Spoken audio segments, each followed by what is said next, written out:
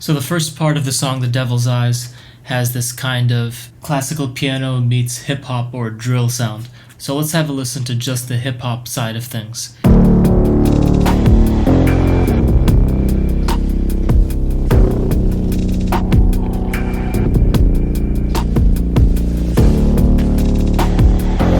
You have the classic hip-hop hi-hats going on here, a few different Foley loops and different hits. The Foley loops and these different hits on their own are something quite interesting as well. Really just trying to make the most interesting sound design soundscape possible, with a lot of different elements happening in somewhat strange parts of the beat as well that don't sound quite as regular as you might expect in a normal hip-hop production. You probably also might not have hip-hop in 6/8, it's not that common.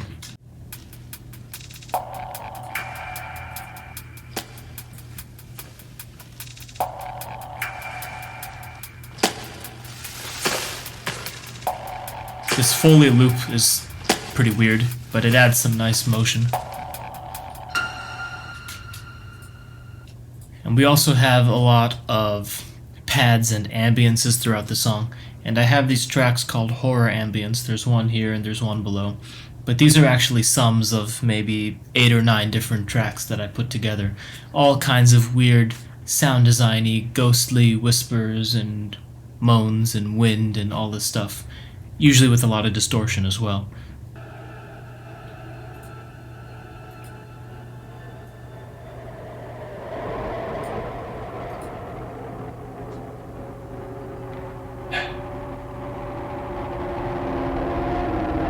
And if we combine that with a drone and some other pads, this is the soundscape that's happening underneath that hip-hop groove as well.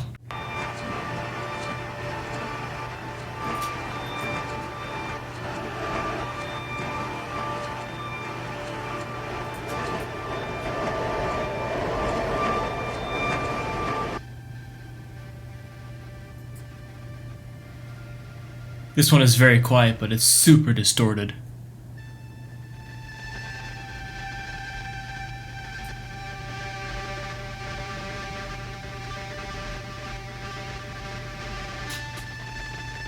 So let's listen to that section now with all the elements.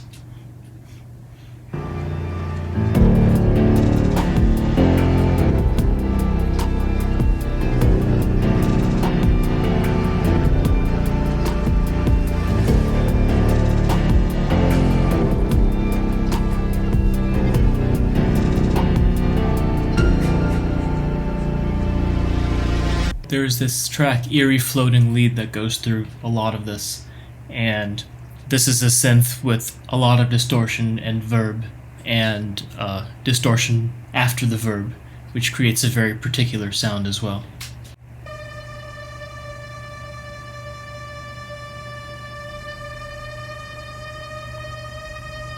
It's pretty creepy, to be honest.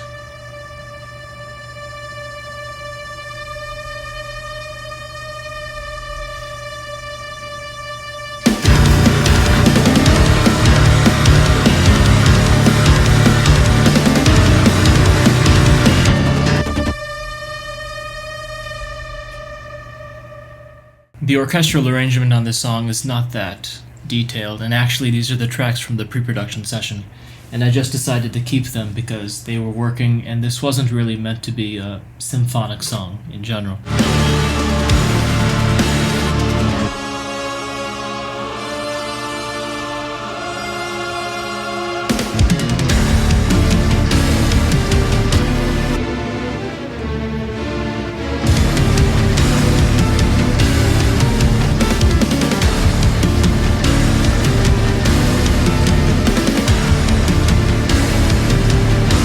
This build also benefits from the floating lead that we heard before and some big cinematic drums, which is something that I ended up using on this song in these more impactful moments just to make things sound, well, more cinematic, but just more intense in general.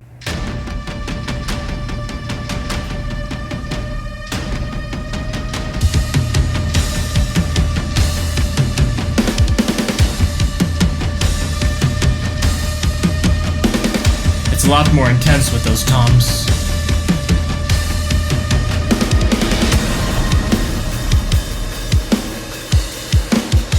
This section here I called the John Carpenter section, and I called it that even before I put in the sample from Halloween 2, because the synth work reminds me very much of that period 70s, 80s horror thing, which was a lot of fun to explore within the world of Lux Terminus, and also use some harmonies that we normally don't get to use. I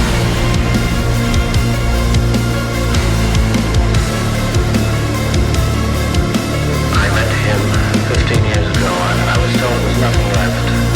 No reason, no conscience, no understanding, and even the most rudimentary sense of life or death, of good or evil, right or wrong. So the core of this part is these kind of dark wavy sort of synths, which we can listen to on their own because they're a vibe in and of themselves.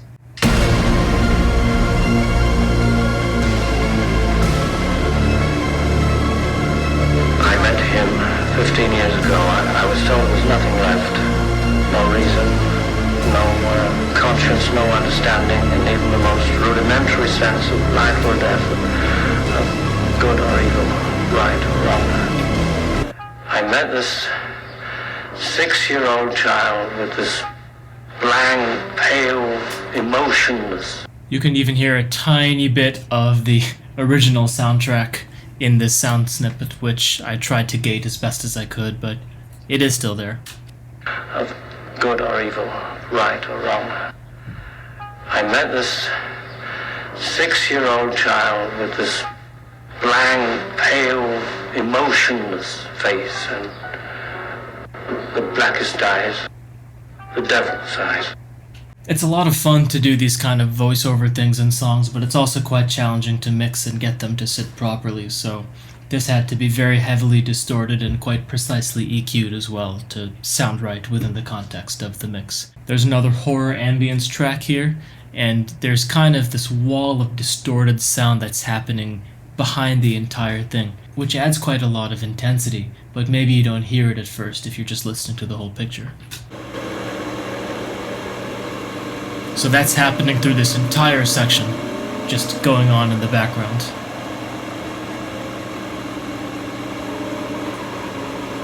In the most rudimentary sense of life or death, of good or evil, right or wrong. I met this. I have never listened to it with just those elements together. Pretty spooky. And then we can also add in some of the John Carpenter synths, and then we're probably going to have what sounds like a horror soundtrack from that period, which is a very particular sound that I really love. I met him 15 years ago, and I was told there was nothing left. No reason, no conscience, no understanding, and even the most rudimentary sense of life or death, of good or evil, right or wrong. I met this 6-year-old child with this blank, pale, emotionless face and the blackest eyes, the devil's eyes. In the end of the song, we have a tempo change into a breakdown. It's quite a radical tempo change here. You can also see that we do a lot of very subtle tempo changes throughout the song. That's important to me so that things feel very fluid and human. It makes it feel like a live band. We go into a breakdown, and if we listen to the breakdown with just the piano, bass, and drums, it's already going to sound pretty heavy. But then I'll show you some of the extra elements we added to make the sound even heavier.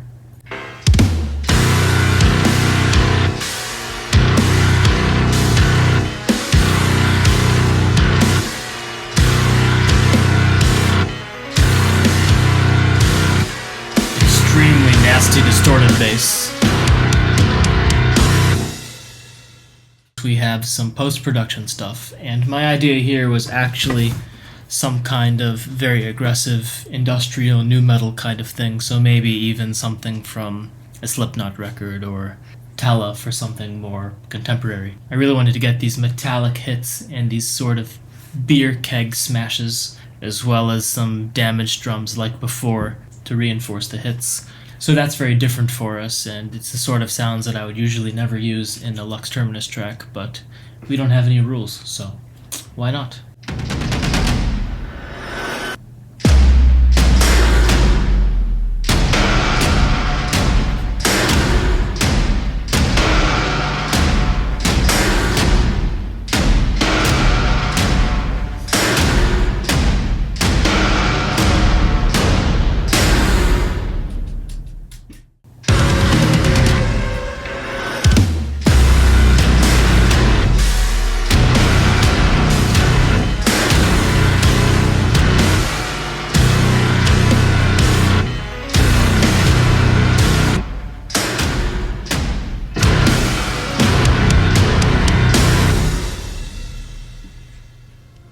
That's a look into some of the sound design elements on our new Lux Terminus song, The Devil's Eyes. Be sure to check out The Devil's Eyes and our first single, Mosaic Mind, wherever you listen to music online.